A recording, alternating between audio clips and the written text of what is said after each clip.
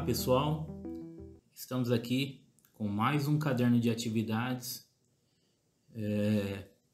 dos 8º anos de língua portuguesa. Dessa vez o caderno volume 3, tá? O caderno sendo muito extenso, tá? Fica aqui de vigência por 2 meses, então ele tem uma certa diferença. Como o caderno base da REME, ele veio um caderno mais extenso, então ele não vai ter como prazo de resolução apenas 1 mês. Ele vai ser referente ao mês de maio e ao mês de junho, ok? Então, estamos aqui com o caderno do 8º ano, tá? Vigente ao mês de maio e mês de junho. Então, este caderno tem por referência, o nosso 2º bimestre, ok? Então, como nosso caderno de apoio, nós estamos aqui para estudar o caderno de língua portuguesa. Vamos lá direto para o nosso caderno de língua portuguesa.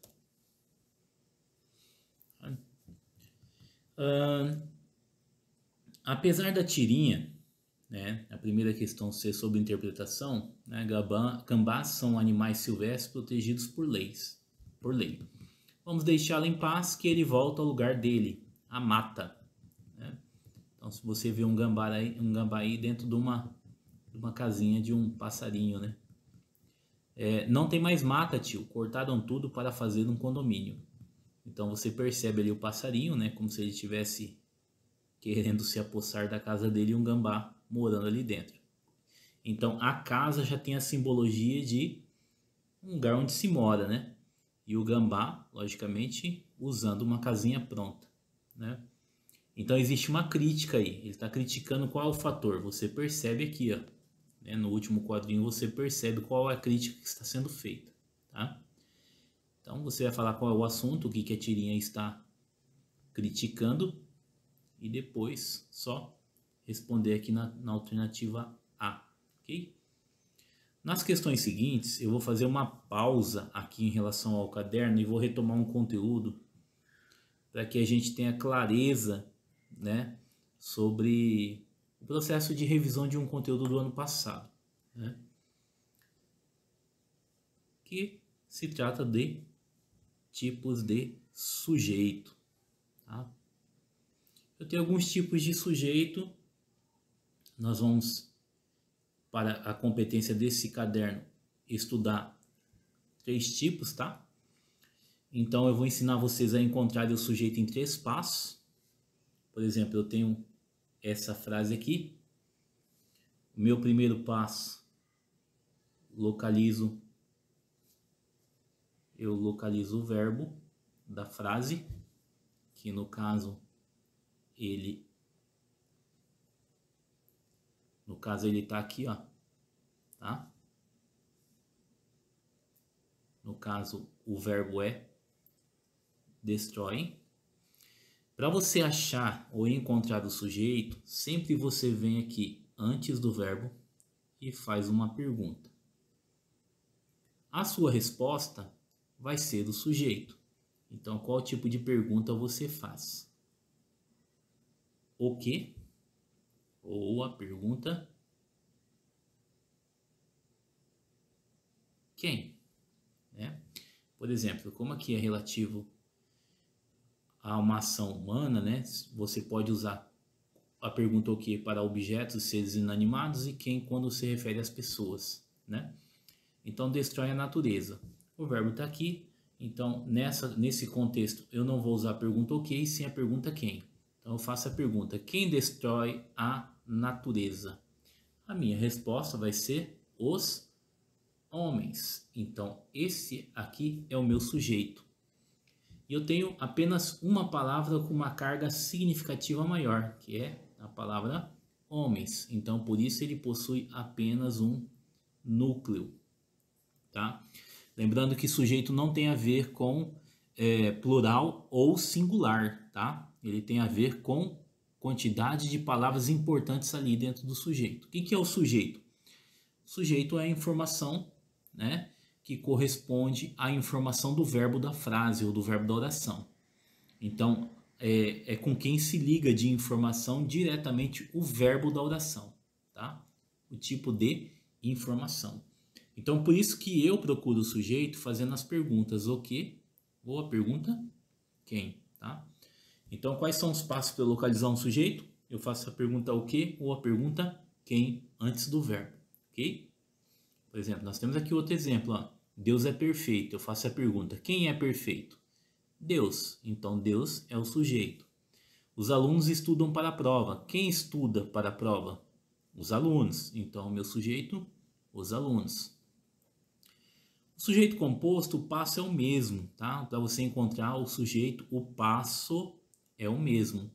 Então, como é que você vai fazer? Por exemplo, eu encaixo aqui, ó.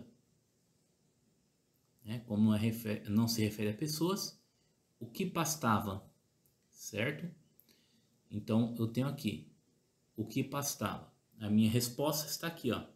As vacas brancas e os touros pretos. Então, como ele é a resposta ligada diretamente ao meu verbo, esse é o meu sujeito. Mas você percebe que tem um e aqui, uma conjunção aditiva. Então, quer dizer que eu não tenho uma palavra só importante mais, igual homens, Deus, né? Por aí vai. Aqui a situação eu tenho duas palavras importantes. Quais são as palavras mais importantes? Vacas e touros. Eu posso tirar o as vacas e os touros pretos, eu posso tirar brancas, eu posso tirar os, eu posso tirar pretos. Mas se eu tirar a palavra vacas ou touros, essas duas palavras não vai fazer falta do sentido da frase. As vacas brancas e os pretos pastavam, falta informação, porque isso aqui é um adjetivo. Um adjetivo de quem no caso, né? De quem no caso? Desse núcleo. Então, quantas palavras importantes eu tenho aqui? Eu tenho uma, eu tenho duas. Então, por isso que ele é considerado um sujeito composto, tá? O próximo exemplo, ó. A cegueira e a pobreza lhe torturavam os últimos dias de vida. Quem lhe torturava os últimos dias de vida? A cegueira e a pobreza. De novo o e aqui, ó. Quantas palavras importantes eu tenho? Cegueira, pobreza. Eu tenho duas palavras importantes, então, logicamente, né, o meu sujeito vai ser composto, tá? Ok? O sujeito oculto. O sujeito oculto, ele é um pouquinho mais complexo, porque ele não aparece escrito, tá? Deixa eu recuar aqui, para nos dar um espaço maior. Ele não aparece escrito na frase, mas você deduz pelo término do verbo. Ó. Se você seguir o mesmo processo, estamos sempre alertas para os aumentos abusivos de preços. Quem é o verbo aqui? Qual é o verbo da frase? Estamos. Né? Você vai lá e faz a pergunta. Quem está sempre alerta? Não está escrito na frase. Mas pelo término do verbo, estamos, você consegue encaixar aqui na frente um pronome. Qual é o pronome? Nós. Então, por isso, eu chamo de sujeito oculto. O que é um sujeito oculto? É um sujeito escondido. Ele não aparece, mas você consegue dizer quem é, tá? Como que eu consigo dizer quem é? Através do término do verbo, da desinência final ali do verbo. Estamos. Quem estamos? Nós. Está escrito aqui na frase, no começo da frase? Não está. Então, se ele não está, ele está escondido. Escondido atrás de quem? Escondido atrás do verbo. Então, por isso que ele recebe o nome de sujeito oculto. Né? Quero que meus pais cheguem de viagem o mais rápido possível. Quero. Tá vendo aqui? Certo. Quem que quer? Tem a resposta na frase, lá na frente, se você fizer a pergunta? Não. Quero. Se você fosse encaixar um pronome aqui, qual seria este pronome? Seria o pronome eu. Então, o sujeito da oração é o pronome eu. Ele está escrito na frase? Não, ele não está escrito na frase. Ele está escondido onde? Ele está escondido, ele está omitido, né? Escondido aqui por trás deste bendito verbo, tá? Estudaremos, de novo, ó, estudaremos toda a matéria. Quem estudará? Quem estudará toda a matéria? Pelo final mos, você sabe que se refere a nós. Então aqui, ó, nós estudaremos toda a matéria. Então nesse caso nós temos aí um sujeito oculto. Então o que é um sujeito oculto? O sujeito simples e o sujeito composto, você faz a pergunta e ele está escrito dentro da frase, tá? O sujeito oculto, ele não vai estar escrito dentro da frase. Ele está omitido, ele está escondido através do final do verbo. Ele fica ali, ele não aparece. Até porque ele não precisa aparecer. Você usando o verbo, você já sabe para qual pronome você utilizou. Então não precisa ficar citando o pronome, tá? Eu, tu, nós, vós e por aí vai, tá? Ok. Sujeito indeterminado. Esse aí nós paramos por aqui. Nossa última explicaçãozinha aqui. Qual que é a diferença do sujeito simples e do sujeito composto? Questão da quantidade de núcleo. Você faz a pergunta, quantas palavras importantes você achar ali dentro, vai indicar se o sujeito é simples ou composto. Um núcleo, uma palavra importante, sujeito simples. Achou mais de um núcleo, mais de uma palavra importante, o sujeito vai ser composto. E o sujeito oculto, professor, ele aparece escrito? Não, ele não aparece escrito, ele fica escondido através do término do verbo, né? Você faz ali o encaixe do pronome, tá? Já o sujeito indeterminado, ele já me coloca como regrinha, tá? É quando você usa o verbo na terceira pessoa do plural, tá? Vamos lá então, ó. Dizem que a família está falindo. Aí você vai lá e faz uma pergunta. Quem? Quem diz que a família está falindo? Você sabe que alguém diz, mas não consegue dizer quem. Nem encaixando o pronome aqui na frente e nem achando uma resposta na frase. Então, por isso que ele é chamado de sujeito indeterminado. O que é um sujeito indeterminado? É aquele sujeito que você não consegue determinar. Ou seja, você não consegue dizer quem é, né? Então, eu tenho aí, ó. Disseram que morreu do coração. Quem disse que morreu do coração? Disseram. Eu sei que alguém disse, mas não consigo dizer quem. Fizeram o trabalho, certo? Então eu tenho lá, ó, fizeram o trabalho. Quem fez o trabalho? Não sei. Fizeram, né? Então quando você coloca o verbo na terceira pessoa do plural, é justamente com a ideia já de oferecer o anonimato, ou seja, de não identificar quem atribuiu a informação, ok? Então, vamos voltar lá no nosso caderno. Veja bem. Na fala inicial da tirinha, qual é o sujeito da oração? Qual é a classificação? Então eu tenho aqui, ó. Lá. Nessa fala, ele quer saber quem é o sujeito. Então, como que eu faço para encontrar o sujeito? Lembra lá nos meus 3 passinhos? Primeiro eu localizo o verbo está aqui, tá? Eu vou e faço uma pergunta para esse verbo e a minha resposta vai ser o sujeito, tá? Meu sujeito, ok? E aí, quando ele fala aqui, ó, qual é o sujeito, você vai escrever aqui, né? Sujeito é tal. E o tipo, ali o que eu revisei com vocês, se ele é simples, composto, oculto ou indeterminado, ok? Próximo aqui, ó, letra C.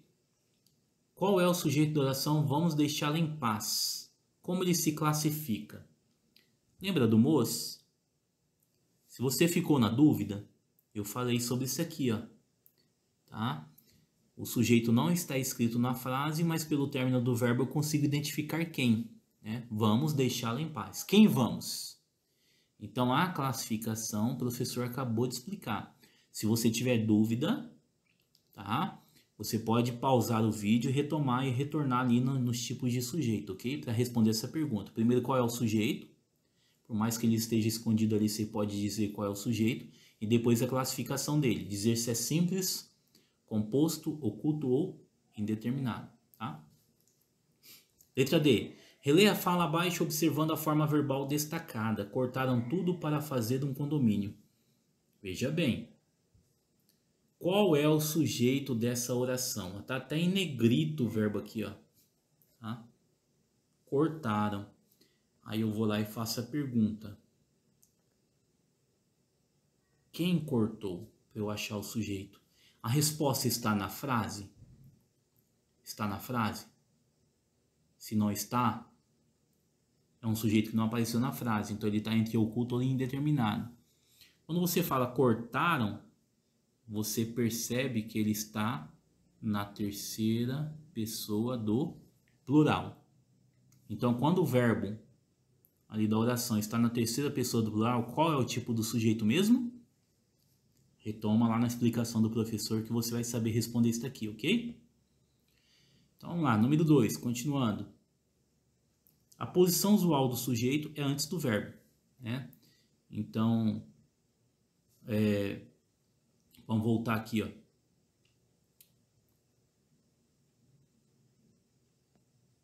Vamos usar aqui como exemplo. Os homens destroem a natureza. Eu vou usar essa aqui só para nos servir como exemplo. E você percebe que o sujeito ele veio antes do verbo. Isso aqui eu chamo de ordem direta. Ou seja, quando o sujeito vem antes do verbo, tá? Professor, o sujeito tem lugar fixo na oração? Não, ele pode ser colocado em qualquer parte da oração. Ele pode ser colocado no começo, no meio ou no fim. Ele pode ser colocado antes do verbo ou depois do verbo. E se eu colocasse aqui, ó. Vamos lá. Começasse a frase da seguinte forma, ó. Destroem a natureza os homens. A frase é a mesma. Mudou o sujeito? Não. Porque você faz a pergunta: quem destruiu a natureza? Quem destrói a natureza? Os homens.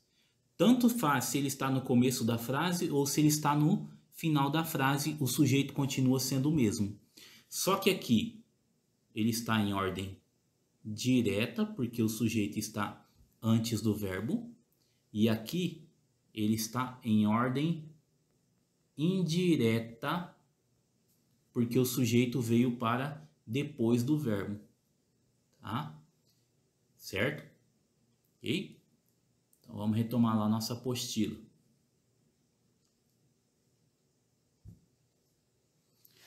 O que é para você fazer naquela questão ali? Ele pede para você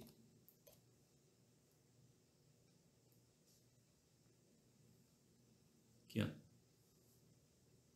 na questão 2. O que ele pede para você fazer? Você colocar o sujeito, né, em ordem direta. Então você vai pegar estas frases aqui, tá? Estas frases aqui e vão colocá-las em ordem direta. O que é direta? Você vai começar a frase com o sujeito, ok? Então você descobre o sujeito. Vamos fazer aqui a primeira, ó. Vou fazer a primeira como exemplo, ok? Primeiro passo. O que você faz? Você faz a pergunta. Qual que é o primeiro passo, perdão, você localiza o verbo. O verbo é vir, certo? Aí eu faço a pergunta: o que veio depois do assombro? Minha resposta: a desilusão. Então esse é o meu sujeito. Para eu colocar em ordem direta, então o que eu faço? Eu tenho que começar a minha frase com o sujeito. Então, a desilusão, certo? Veio depois do assombro. Não vai caber aqui, mas você consegue compreender. Então veja que aqui a desilusão estava no final do verbo, estava em ordem indireta, certo? Mas agora eu comecei a frase, eu coloquei ela na frente do verbo. Então significa que eu coloquei ela em ordem direta. É isso que ele quer que você faça. Você localiza o verbo, encontre o sujeito e depois reescreva a sua frase colocando o sujeito antes de tudo, tá? Ele colocando o sujeito antes do verbo, ok? Vamos lá. O texto que se segue servirá para as atividades 3 a 5. E era muito pequeno, só de olhar para cima perdi o fôlego. Eu disse isso ao homem, mas ele riu e respondeu que eu não estava com medo nenhum. Eu estava imitando os outros. E antes que eu falasse qualquer coisa, ele pegou um balde cheio de pedrinhas e jogou para mim. Observe a passagem que segue. E só de olhar para cima, perdia o fôlego. Observe o que está grifado. O fôlego. Certo? E eu vou lá e faço a pergunta depois desse verbo para descobrir que tipo de objeto ele é. Certo? Ele perdia. Eu posso fazer duas perguntas. O que e para que ou quem. Aqui o meu objeto é direto e nessa situação o meu objeto é indireto. Percebe-se qual tipo de pergunta você faz aqui? Perdia o que ou perdia para quem? Perdia o que, né? Então significa que isso aqui é o meu objeto direto, certo? Porque o fôlego é a resposta da pergunta o que e não a resposta do para quê. Ele quer que você encontre dessa alternativa uma situação igual a esta que a gente acabou de resolver, em que,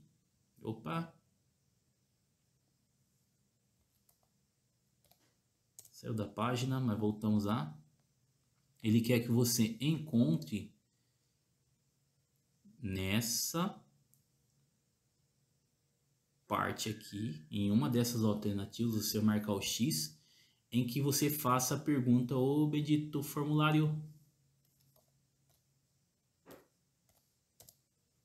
Ele quer que você encontre dessas alternativas que tem a mesma classificação do fôlego. Então que você faça a pergunta o que depois do verbo, ok? Entre os verbos que seguem, qual deles vem seguido explicitamente no texto de objeto direto ou objeto indireto? Tá? Então, para ele ser considerado objeto direto e objeto indireto, para o texto, para esse verbo, tá? Você vai marcar um X aqui também. Eu vou te dar uma dica. Você vai lá no texto, localiza esses verbos, tá? E você vai encontrar um verbo que você consegue fazer para o mesmo verbo a seguinte pergunta: o que e para quem, tá? Simultaneamente as duas perguntas. Perdia o que para quem, disse o que para quem, imitando o que para quem, jogou o que para quem. Se tiver um desses verbos que você consiga fazer essas duas perguntas, significa que ele mantém tanto o objeto direto como o objeto indireto, tá? E aí depois você vai me marcar um X aqui em uma dessas alternativas aqui, ok? Certo? Joia. Qualquer dúvida, retoma, volta a explicação do professor para ficar mais compreensível para você, tá? A ideia de ter um vídeo gravado é para que você possa retomar o seu estudo, pausar, ir lá, voltar o vídeo e poder manipulá-lo, tá? Então vamos lá, questão 5 ainda sobre aquele texto. Ele pegou um balde cheio de pedrinhas, então você vê aqui, ó, pegou o quê? Né? Aí você vê um balde, como ele é resposta do quê? Então ele vai ser um objeto direto, certo? Cheio de pedrinhas e jogou para quem? Para mim. Como ele é resposta do para quem, logicamente ele vai ser um objeto indireto, tá? Aí vem as perguntinhas, mas mais para você localizar as duas primeiras aqui da A, B, A e B para você achar. Por exemplo, quem é o sujeito de pegou? Quem pegou? Quem é o sujeito? Está escrito na frase, tá? Qual é o paciente, ou seja, o objeto de pegou? Acabei de anotar agorinha, tá? O que foi pego por esse sujeito, tá? Então presta atenção na minha pergunta, você consegue responder. Você vai retirar essas informações aqui dessa frase, tá? Um dos objetos de jogou, desse verbo aqui, está oculto ou elíptico, ou seja, ele está escondido. Qual? Porque quando eu falei aqui que ele jogou para mim, foi para quem ele jogou. Mas o que ele jogou? Ele jogou o quê? Não está escrito nessa frase, mas se você retomar na oração anterior, você consegue deduzir o que ele jogou. Tá? Então, é questão de entendimento da frase. Você consegue compreender e responder, ok? Certo? Letra D. Qual é o destinatário ou objeto indireto de jogou? Ou seja, tá? Eu já estou interpretando tudo aí para você. Destinatário é a quem se destina, ou seja, para quem. Ele jogou para quem? Está escrito na frase. Então, essa é a resposta da letra D, tá? Lembrando, nas 5 são 4 perguntas, tá? Cada uma você vai escrever uma parte da oração como resposta, ok? Analise o termo destacado de acordo com o seguinte código. Mas antes da gente retomar a 6, a 7, a 8, né? Vamos retomar aqui, o professor vai voltar aqui num conteúdo que o professor preparou para que nós pudéssemos compreender. Tá? Vamos lá então. Nós temos, quando o sujeito recebe a ação, ele pratica a ação, perdão pessoal, ele pratica a ação, ele faz, ele desempenha a ação, está na voz ativa. Por exemplo, aqui, ó, a professora repreendeu o aluno. O que aconteceu? A professora, ela pratica uma ação. Se ela pratica uma ação, significa que ela está na voz ativa. Porque esse sujeito, eu chamo ele de agente. Ou seja, o que é um sujeito agente? Aquele que pratica uma ação. A professora repreendeu o aluno. Repreender é uma ação. Praticada por quem? Pela professora. Então, se o sujeito é a professora e ela praticou a ação, eu chamo isso aqui de voz ativa. Certo? E se eu passasse o contrário disso? Eu mudando o sujeito. Já presta bastante atenção que isso vai para a questão 7, tá? Eu colocasse, invertesse aqui o fato de repreender e trocasse quem recebe e quem pratica. Vamos fazer um X? Ó, a professora repreendeu o aluno. E se eu pegasse e invertesse aqui? Ó, eu colocasse assim. O aluno foi repreendido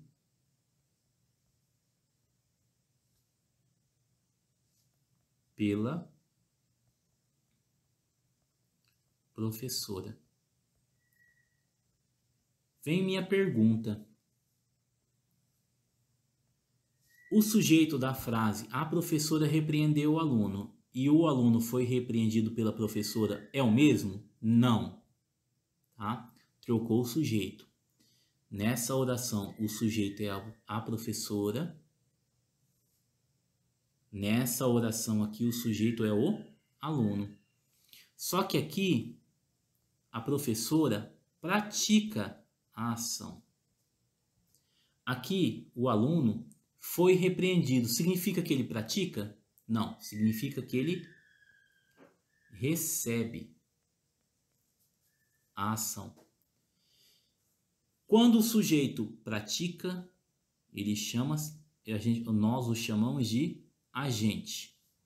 Quando ele recebe, eu chamo esse sujeito de paciente, que é aquele que recebe, tá? Então, o sujeito que pratica é agente e o sujeito que recebe é paciente, tá? Certo? Então, voltamos lá.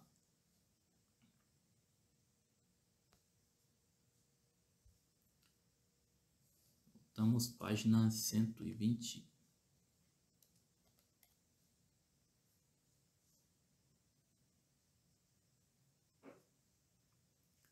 Então, você vai observar. O que você vai fazer na número 6? Tá? Você vai me dizer se esse sujeito ele é agente ou se esse sujeito ele é paciente. Tá? Não digo sujeito, mas o termo destacado, que pode ser um objeto. Né? Por exemplo, as arquibancadas foram tomadas por fanáticos torcedores. Esses torcedores, eles estão praticando ou eles estão recebendo uma ação? Ninguém tinha visto o espetáculo. O espetáculo, ele está praticando uma ação ou ele está recebendo uma ação? Então, você vai analisar, tá? Se ele pratica ou se ele recebe. O termo que está destacado aí, tá? Certo? Se ele recebe, ele é paciente. Se ele pratica, ele é agente. Ok? A 7, você vai fazer aquela conversão que eu acabei de fazer como exemplo ali. Você vai inverter a ordem da frase, tá? O que é sujeito você vai jogar lá para o final. Vamos aqui, ó. A retomada de novo desse conteúdo aqui. Acabei de citar o exemplo, né? Lembra que eu resolvi aqui? A professora repreendeu o aluno. Se eu for transformar para voz passiva, então como que vai ficar? O aluno foi repreendido pela professora. Então você troca o sujeito e o objeto, tá? Vamos fazer isso aqui como exemplo, ó. Deixa eu aumentar aqui um pouquinho. O que você vai fazer? Você vai reescrever a frase. Ouviu, quem ouviu e ouviu o quê? Então, todas as queixas é o que foi ouvido e o responsável é quem ouviu. Você vai pegar e vai fazer um X. Você vai começar com o que está lá no final da frase. Cuidado só você pegar um fragmento da parte errada, tá? Então vai lá. Todas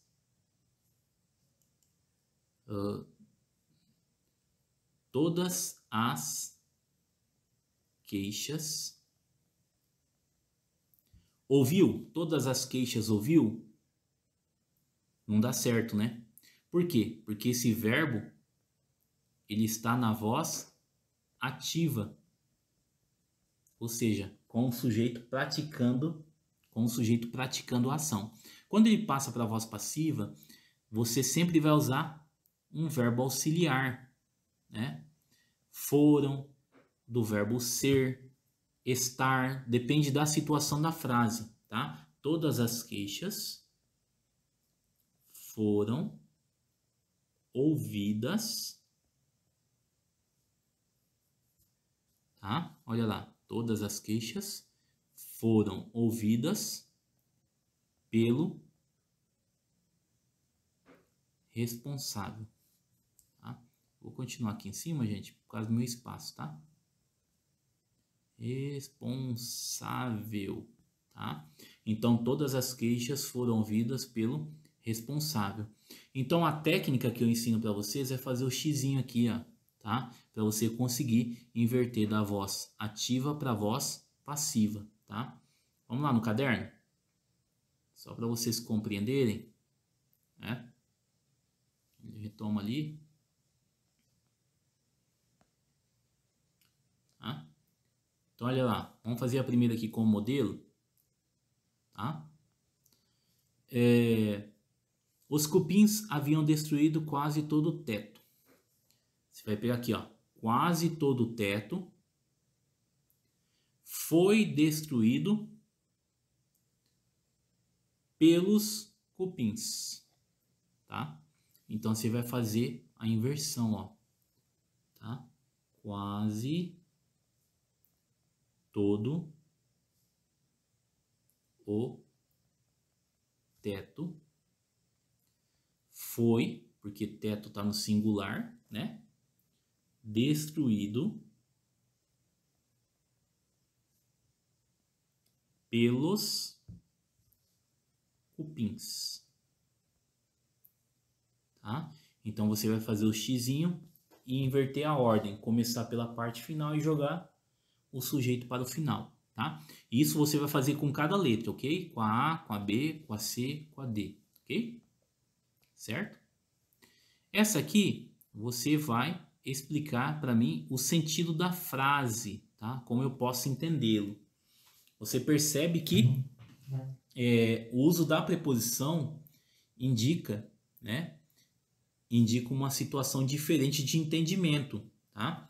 Por exemplo, será que essa frase, o entendimento, o que eu entendo, a relação da resposta com o professor vai ser exatamente igual usando as mesmas, usando preposições diferentes, né? Aqui, ó. A resposta do professor foi correta. A resposta ao professor foi correta. Isso a gente entende de quem é a resposta, né? Então, pensando nisso, você vai me escrever na frase A, eu entendo isso, na frase B, eu entendo isso, tá? Então, eu já reforço para você que existe uma diferença entre eu falar a resposta do professor foi correta para a resposta ao professor foi correta, né? Isso aqui me indica a posse de quem é a resposta, tá? Então, pensando nisso, você vai me explicar o sentido da frase, ok? Tente explicar por que é ambígua a frase que segue. O que é ambiguidade? É quando eu tenho o entendimento eu tenho duas interpretações de uma determinada frase. Por exemplo, eu falo Marcelo saiu com sua irmã. Essa palavra sua, ele me determina uma ambiguidade. O que é uma ambiguidade? Eu posso entender de duas formas, né? Eu posso entender que o Marcelo saiu com a própria irmã, né? Quando eu falo sua irmã, esse sua, eu me referi ao Marcelo. Ou eu posso entender assim, Marcelo saiu com sua irmã, a irmã de quem está ouvindo a frase. Certo? Então isso é ambiguidade, quando eu tenho duas interpretações. Essa frase aqui, ó, eu tenho duas interpretações dela.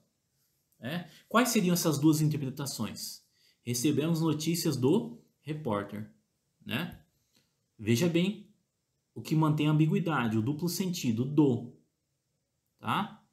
Qual é a relação com o repórter? Repórter tem que lembrar que é um jornalista, aquele que tem por função noticiar. Essa notícia é sobre ele ou essa notícia é informado por ele? Tá? Nesse sentido, você vai explicar essa frase para mim, tá? Ok? Leia este texto de Carlos Drummond de Andrade e responda as atividades 10, 11 e 12. Lembrando, ó, balanço o título, tá?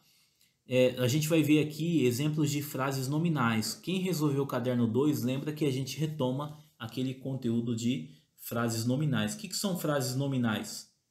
São frases constituídas e que a gente não localiza verbos nesta frase, tá? Então você vê aqui, ó, a pobreza do eu, a opulência do mundo. A opulência do eu, a pobreza do mundo. Inverte-se as figuras e a gente vê que inverte o sentido da existência, né? De uma maneira geral e de uma maneira particular. A pobreza de tudo, a opulência de tudo, a incerteza de tudo na certeza do nada. Ou seja, nada se sabe. Certo. 10ª questão. A construção do poema tem como base o contraste de palavras que formam vários pares antitéticos, né? De antítese, de oposição. Claro, escuro, amor, ódio, que são oposições, né? Se eu falo para você, qual é o contrário de claro? Escuro. Qual é o contrário de amor? Ódio, né? Ele quer que você encontre esses, tá, pares neste texto aqui. Pares quer dizer de duas em duas, que uma faz oposição à outra. Tá, vou relatar uma para vocês. Certeza, incerteza. Qual é o contrário de certeza? Incerteza. Isso aqui é um par antitético, né? De antítese, de oposição. Um faz oposição ao outro. Tem mais pares aqui, tá? Então você encontra e registra aí na sua questão número 10, ok? Número 11. Observe que o poema é essencialmente nominal. O que é nominal mesmo? Não apresenta verbos. As imagens são construídas sempre a partir de um nome, ou seja, de um substantivo e de termos que o acompanhem. Observe os versos das 3 primeiras estrofes. Quais são as 3 primeiras estrofes? O que é estrofe? São cada parte aqui, ó. Uma. Essa aqui é... Deixa eu voltar aqui, peraí. Essa aqui é uma estrofe, essa aqui é outra e essa aqui é outra. Então essas são as 3 primeiras estrofes que eles pedem para você observar. Tá. Que substantivo desempenha o papel de núcleo dessas expressões? Ou seja, de nomes que eu tenho nessas 3 estrofes aqui, tá? Quais são os núcleos? Ou seja, quais são os substantivos que desempenham o papel de núcleo? Ou seja, quais são as palavras, os nomes que têm maior importância? Porque quando eu falo em núcleo, eu falo de palavras de maior importância. Quando eu falo em substantivo, eu falo de nomes, certo? Por exemplo, quando eu falo pobreza, é um nome, né? Nome de uma situação, tá? Então ele quer que você tire do texto e coloque aqui, tá? Que os substantivos desempenham o papel de núcleo dessas expressões. Que palavras e expressões modificam esses núcleos? Quando você achar os nomes, os núcleos, né, essas palavras importantes, você vai perceber que existe outros nomes, tá? Ou expressões que fazem uma modificação de sentido, ou seja, que ela faz uma inversão, ela faz uma troca, tá? Então você vai encontrar essas palavras ou expressões que alteram o núcleo que você citou acima, tá? Então essa pergunta está ligada a essa. Se você coloca uma palavra aqui, qual foi a palavra daqui que altera esta, tá? Que modifica. Então uma está relacionada à outra, ok? Logo, que função sintática elas desempenham? Lembra que a gente acabou de estudar? Né? Sujeito, objeto, tá? Então, pensando no que a gente entendeu de função sintática, o que é função sintática? Qual que é a função que ela desempenha dentro da frase? Você vai ali, então, colocar ali qual a função desempenhada dentro da frase, tá? Se é sujeito, se é objeto, e colocar aqui como sua resposta, ok? Número 12. A palavra balanço, que dá título ao poema, apresenta vários sentidos. Veja algum deles. A própria palavra, veja bem. Então, o que o enunciado está me dizendo? A palavra balanço, ela tem 4, né, vários sentidos. Ela apresentou 4 aqui significados, tá? Significados. Primeiro é o significado da palavra balanço. Ação ou efeito de balançar. Oscilação, ou seja, né, mexer de um lado para o outro. Brinquedo infantil de oscilar. Balanço eu também posso entender como um nome de um brinquedo infantil que a gente usa para balançar a criança, né? Terceiro significado, verificação ou resumo de contas comerciais, receita e despesa, né? Eu vou fazer um balanço da minha empresa para saber o quanto entrou e o quanto eu gastei. Então isso também é chamado de balanço. E por último, quarto sentido, é levantamento, ou seja, vou fazer um balanço de tudo que eu gastei, ou seja, vou fazer um levantamento de tudo que eu gastei. Então, considerando esses 4 sentidos, né, esses 4 significados da palavra balanço, você vai olhar aqui então o título da palavra balanço, né, porque ele foi usado aqui como título. Com qual sentido? Então, você vai escolher esse balanço aqui. Qual dos 4 sentidos foi utilizado para dar sentido à intitulação do texto? Tá? O 1, o 2, o 3 ou o 4, que atribui lá a intitulação, ok? Você conhece Mafalda, ela é a personagem de Quina, a gente já viu diversas charges, né, e história em quadrinhos dela, né, e do Quino, cartunista e quadrinista argentino. Leia esta tirinha com a personagem, esta tirinha servirá para as atividades de 13 a 16. Então esta é sua filhinha, filhinha querida, que gracinha! De quem você gosta mais, meu bem, do papai ou da mamãe? Mafalda faz uma cara de quem pensa muito para responder. A senhora quer a resposta padrão ou quer uma explicação mais completa do que eu sinto por cada um? Ela esperava uma resposta curta e direta, né, que fosse da mãe, já que a mãe estivesse na presença dela ali, né? Mas ela faz uma resposta complexa, né, deixando ali a senhora que fez a pergunta com uma cara de espanto. Então não vou falar muito sobre a tirinha porque eu acabo interpretando para vocês, né? Porque as questões que virão são questões de interpretação, né? A mãe de Mafalda encontra uma amiga na rua, observe as falas e os gestos da mulher nos 2 primeiros quadrinhos. Então, essa pergunta se refere a esses 2 primeiros quadrinhos, tá? O que se sugerem expressões como filhinha, gracinha, querida, meu bem. Os gestos da mulher em relação a Mafalda. Que tipo de relação ela tentou manter com a Mafalda, chamando ela de filhinha, gracinha, querida, meu bem? Então você vai responder aqui, né? 14. A mulher faz uma pergunta a Mafalda, né? Aqui no segundo quadrinho, ó. De quem você gosta mais, meu bem, do papai ou da mamãe. O que expressa o gesto da Mafalda no terceiro quadrinho? Esse quadrinho aqui. O que significa essa expressão que ela fez? Tá? Você vai colocar ali. Ok?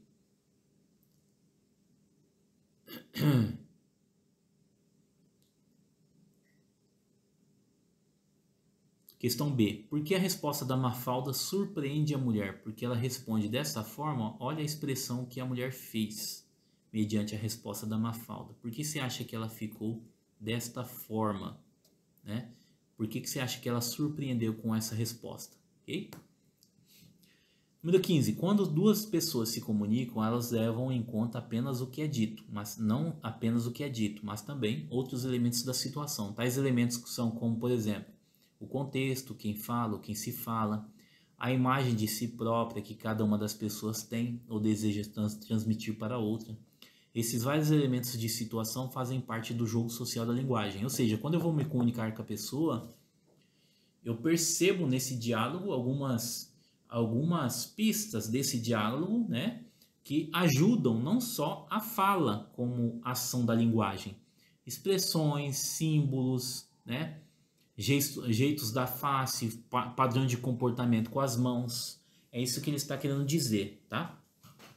Letra A. Que tipo de imagem de si mesma a mulher deseja transmitir para Mafalda e sua mãe? Justifique sua resposta. Quando a mulher trata com tanto assim zelo, né? Querida, gracinha, filhinha, meu bem. A forma dela tratar, né? A Mafalda e a mãe da Mafalda.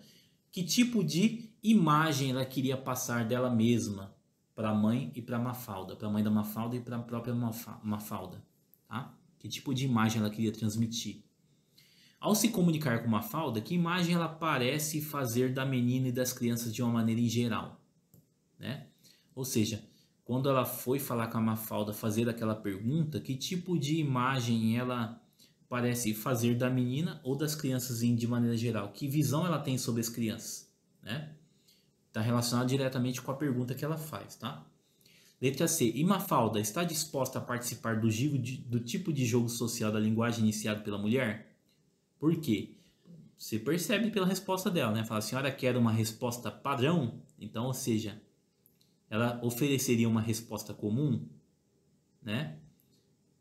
Para essa mulher? Não. Sim.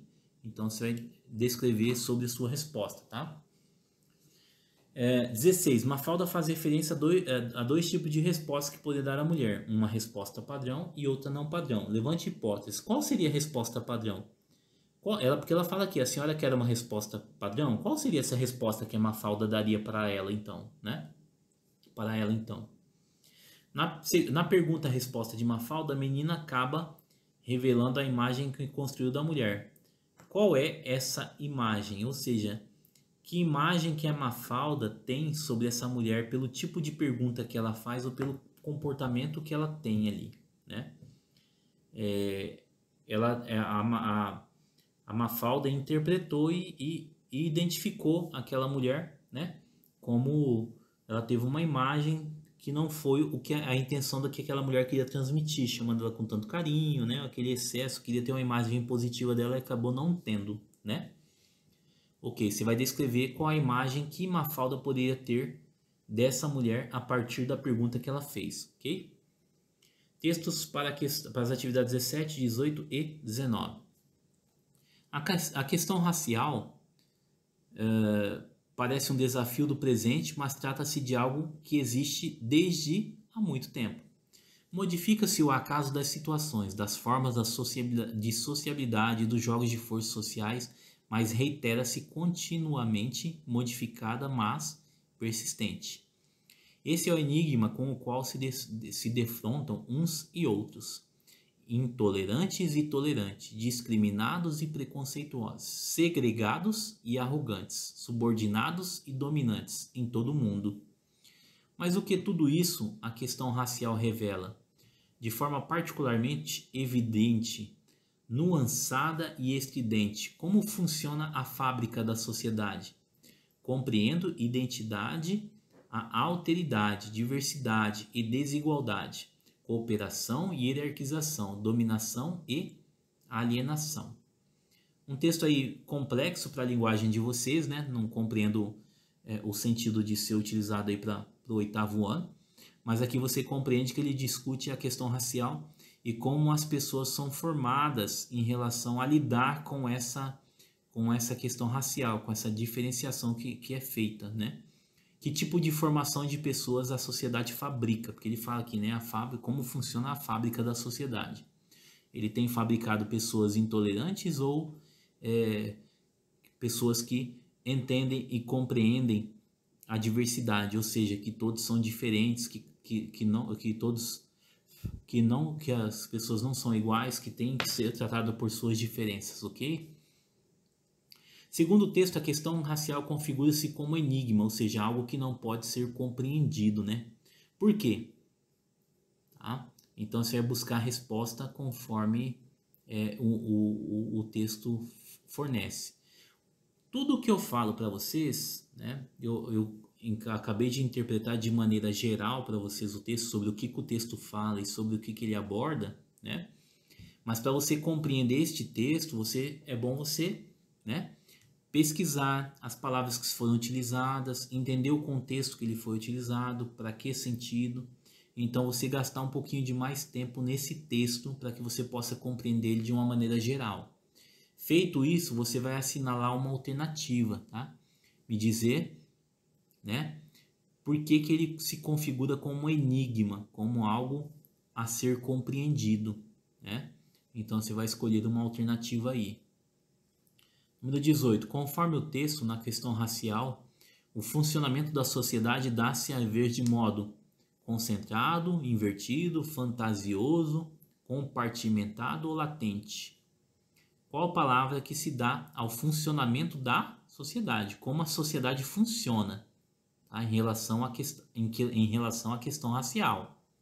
Ela é concentrada, ela é invertida, ela é fantasiosa, né? Compartimentada, ou seja, por pedaços, por partes, né? Ou latente, tá? Lembrando, use o recurso de dicionário ou internet para pesquisar o sentido e o significado das palavras, ok? A 19ª pergunta, não vai ser pergunta, é uma atividade. Vocês vão produzir uma redação em que você aborda a questão racial, tá? Se você acha digno as pessoas serem tratadas por suas diferenças físicas, ou por sua diferença que diz sobre raça, mas sua diferença geográfica, de onde veio, né? Então você vai produzir um texto de 30 linhas abordando o tema, tá? O quanto você vê essa questão racial dentro da sociedade. Lembrando que é uma redação de forma crítica e fundamentada, ética e respeitosa diante dos fatos e opiniões relacionados ao texto, tá? Não é para ser desrespeitoso à sua visão, você pode expor sua visão, como você vê a questão racial, sem insultar, sem ofender ou sem tirar do direito do outro, tá? Lembrando, tá? Isso é uma redação de 30 linhas, ok?